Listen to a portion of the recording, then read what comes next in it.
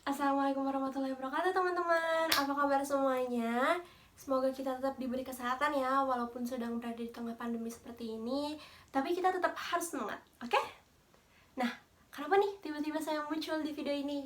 Jawabannya tidak lain dan tidak bukan karena saya merupakan perwakilan dari kelompok saya untuk mempresentasikan hasil kerja kelompok kami.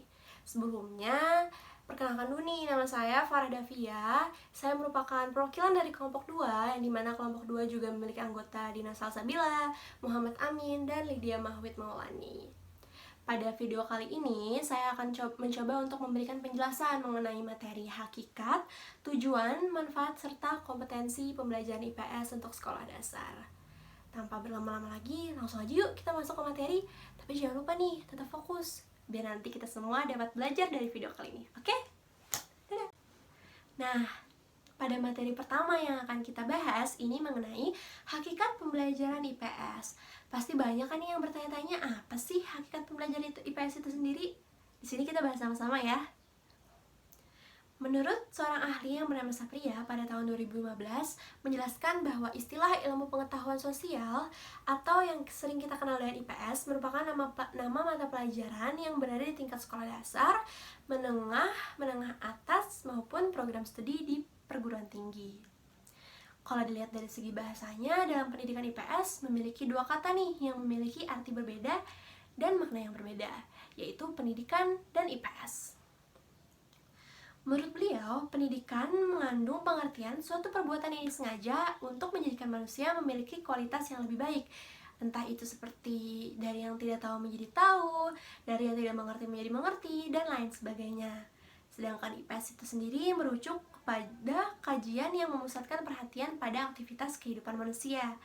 IPS juga merupakan suatu proses pelajaran yang mengkaji mengenai ilmu-ilmu sosial dan memiliki cabang ilmu, yaitu seperti antropologi, sosiologi, geografi, politik, ekologi yang diterapkan di sekolah dasar, menengah atas, dan perguruan tinggi.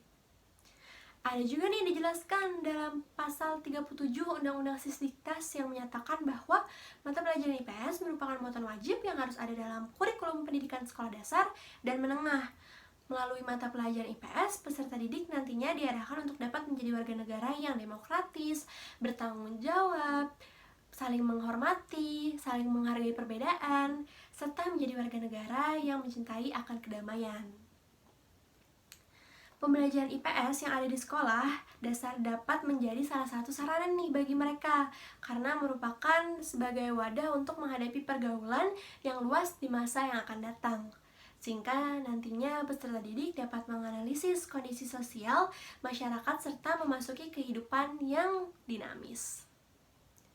Mereka nantinya juga dapat menghadapi kehidupan yang lebih kompleks karena telah mampu melakukan interaksi sosial yang baik dengan situasi global yang ada nanti di masa akan datang. Keterampilan sosial menjadi salah satu faktor yang dikembangkan sebagai kompetensi pembelajaran yang harus dikuasai oleh peserta didik dalam pembelajaran IPS. Setelah tadi kita telah membahas mengenai hakikat pembelajaran IPS, sekarang kita akan membahas mengenai tujuan dan manfaat pembelajaran IPS. Tujuan pembelajaran IPS itu sendiri yaitu bagaimana nantinya dapat menjadikan warga negara yang baik dalam artian taat hukum, mengetahui, dan memahami aturan.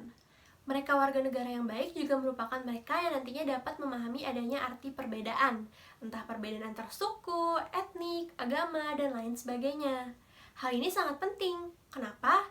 Karena dilihat dari kondisi negara Indonesia sendiri yang memegang simbol Bhinneka Tunggal Ika yang memiliki arti berbeda-beda tapi tetap satu jua.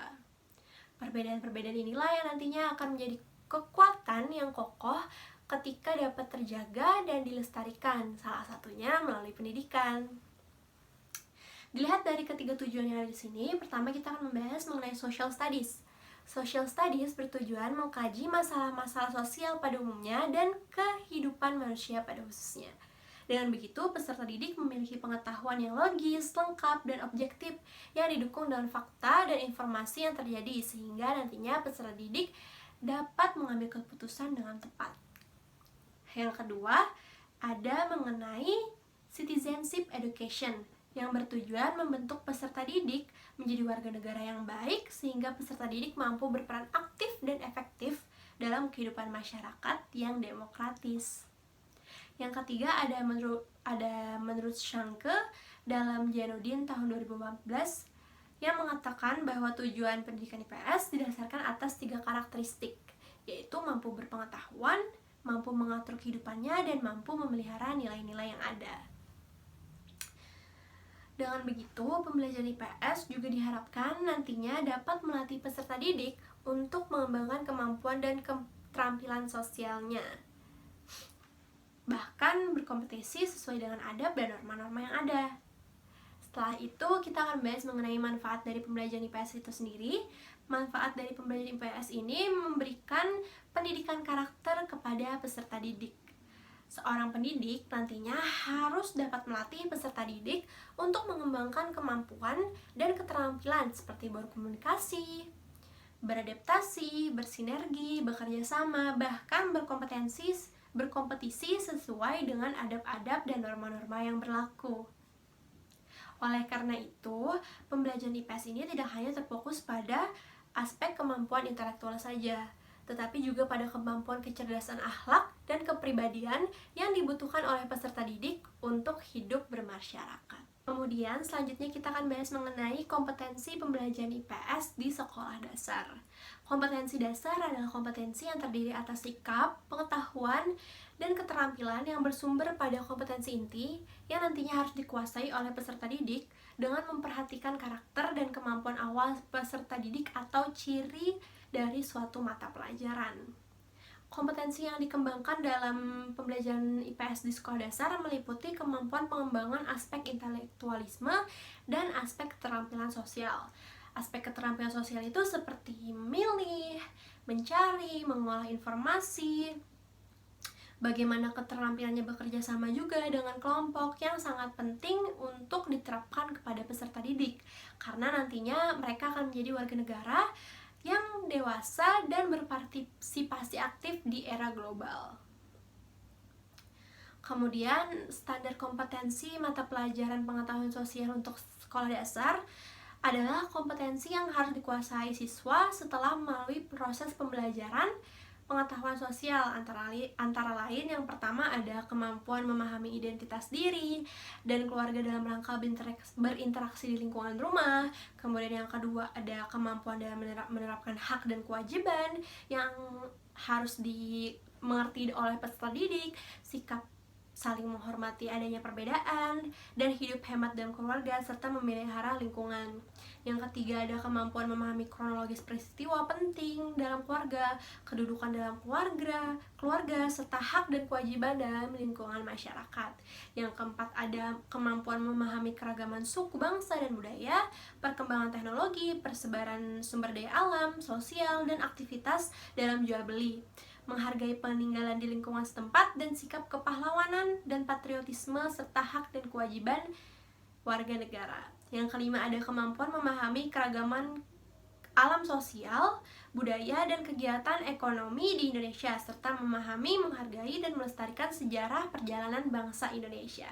Yang keenam ada kemampuan memahami peran masyarakat sebagai potensi bangsa dalam mempertahankan kemerdekaan, kemudian kegiatan ekonomi negara Indonesia dan negara tetangga, kenampakan alam dunia dan kedudukan masyarakat sebagai potensi bangsa dalam melaksanakan hak asasi manusia dan nilai-nilai Pancasila. Jadi kompetensi dasar untuk kompetensi dasar IPS untuk sekolah dasar ini merupakan hal-hal yang harus diterapkan kepada peserta didik nantinya agar menjadikan peserta didik dapat memahami keterampilan sosial yang akan mereka hadapi di masa yang akan datang nantinya. Kemudian pada slide terakhir ada IPS dan struktur kurikulum sekolah dasar yang terbagi menjadi 12 yang dapat kalian lihat di sini. Ini merupakan penghujung di video kali ini. Saya sebagai perwakilan dari kelompok 2 memohon maaf jika masih terdapat kesalahan kata dan kesalahan yang lainnya. Semoga kalian dapat memahaminya dan kita dapat belajar sama-sama, dan semoga kita tetap sehat terus walaupun di rumah aja. Terima kasih. Wassalamualaikum warahmatullahi wabarakatuh. Dadah.